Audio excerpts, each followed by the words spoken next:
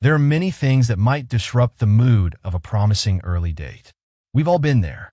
You're sitting across from someone, the conversation is flowing, and for a moment, you allow a flicker of hope. Then it happens, a sudden discovery of a maddening political opinion, a grating laugh that echoes just a little too long, a glimpse of poor dental hygiene, or an unfortunate choice of top that you simply can't unsee. These are the familiar, almost comical pitfalls of modern dating. But there's a far more perplexing and, superficially at least, paradoxical kind of distaste that might abruptly arise. It's a feeling that is harder to name, harder to justify. One might feel an overwhelming, almost visceral, urge to take leave of a companion, to make an excuse and flee, and even, in extreme cases, to rush outdoors to vomit. This reaction isn't triggered because they are crude, dim, or nasty. It happens because they have revealed themselves to be undeniably and conspicuously nice. Why would this happen? Why might kindness, the very quality we claim to seek, be so hard to bear? Why should warmth prove, on occasion, to be comprehensively repulsive? Why might a wave of nausea descend in the very presence of emotional maturity and genuine affection? The answer is complex, and it requires us to look deep within ourselves, into the architecture of our own hearts. Perhaps it is because, through no fault of our own, our entire character, our very identity, has been built up around the need to cope well with not being given what we want. We may have become masters of navigating a world devoid of intimate satisfaction. We may have spent years, or even a lifetime, honing the skills to survive without being the recipient of anyone's reliable kindness, becoming experts at being foiled in our search for tenderness and sympathy. Our emotional blueprint was drawn up on a landscape of scarcity, so when we are suddenly presented with abundance, our whole system short-circuits. For those of us who experience this allergic response to warm-heartedness, it is almost certain that somewhere in our past, we experienced a severe letdown. This wasn't a minor disappointment. It was a foundational one. Perhaps it was a childhood where affection was conditional, where love had to be earned and could be revoked at any moment. Perhaps it was a first love that ended in a shattering betrayal, teaching us that vulnerability is a liability. Or maybe it was simply a long, slow emotional drought, an environment where our needs were consistently ignored, forcing us to become a self-sufficient island.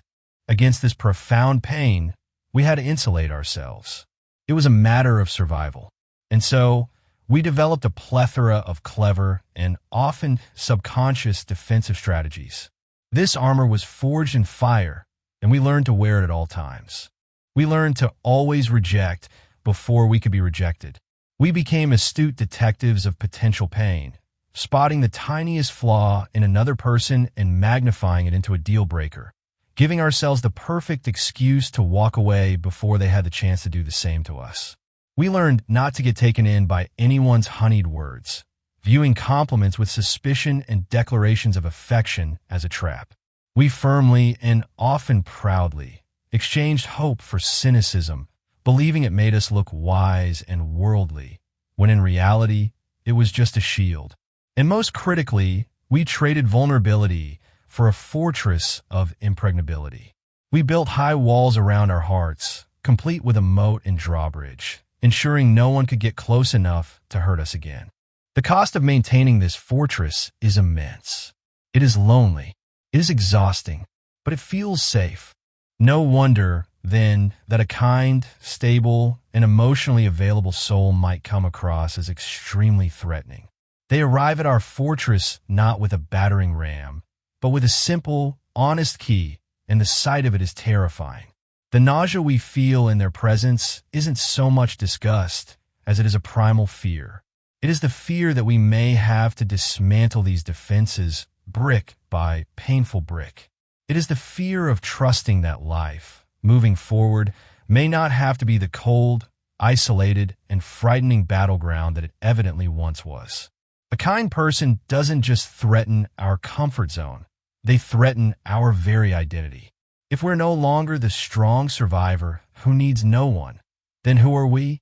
We hear so often of the difficulties of emotional misery, and they are real.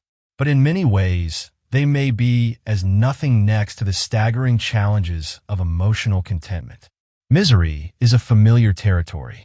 We know its roads, its landmarks, its dead ends. Contentment, on the other hand, is a foreign land with a language we don't speak. It is the profound challenge of having to unclench our perpetually tight fists of suspicion. It is the challenge of surrendering our well-honed reserves of fear and disdain. This is why the real risk of dating isn't that our partners will be awful. There's a strange comfort in that. We know what to do with awful. There's no end of fun to be had turning minor disasters into dark, witty anecdotes for our friends, giving us a sense of control and narrative power over our own pain.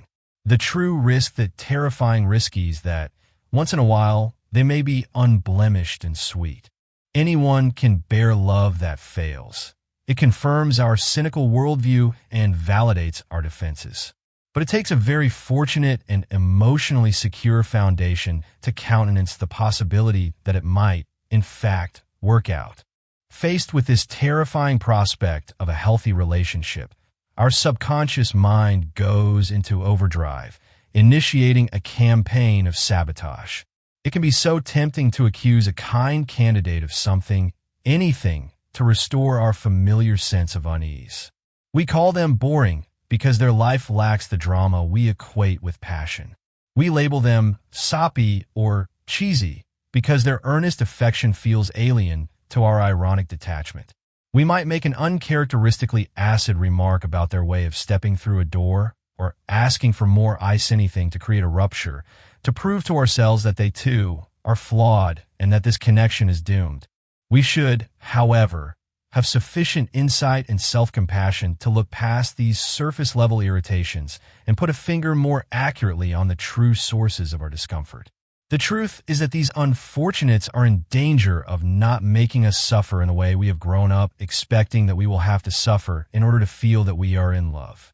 Our emotional compass is broken, calibrated to point toward turmoil, and their kindness is trying to recalibrate it toward peace. We reject, not out of meanness, but because we've had so little experience of genuine, reliable kindness that we literally do not know how to receive it. So, the next time the ick of kindness descends upon you, that sudden, inexplicable urge to run from someone good, I invite you to pause, to take a breath. Instead of immediately acting on the impulse, dare to question it. Ask yourself, is this person truly boring, or are they just stable? Is this feeling disgust, or is it fear? In that moment of pause, you might dare to turn that feeling away, not with force but with curiosity. You might choose to stay, just for a little while longer, in the name of starting out on what might turn out to be the greatest and most courageous adventure of your life. A belief in the possibility of contentment and closeness. This adventure is a quiet rebellion against the past. It's the conscious decision to believe that our history of hurt does not have to be a prophecy for our future. It's the brave, often clumsy, act of unlearning the language of disappointment and slowly, patiently, learning the vocabulary of trust and affection. Letting someone in, truly in, feels like the ultimate vulnerability, but it is also the only path to the deep, meaningful connection we secretly crave. This is the beginning of healing.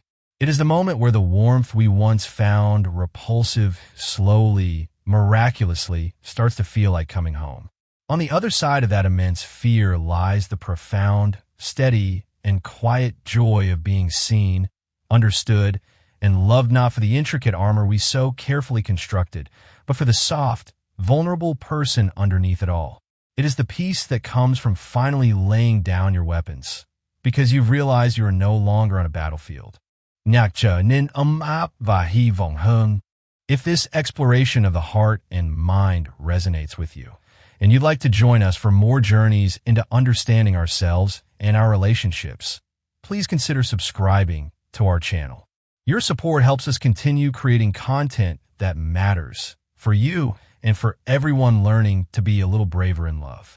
Thank you for watching.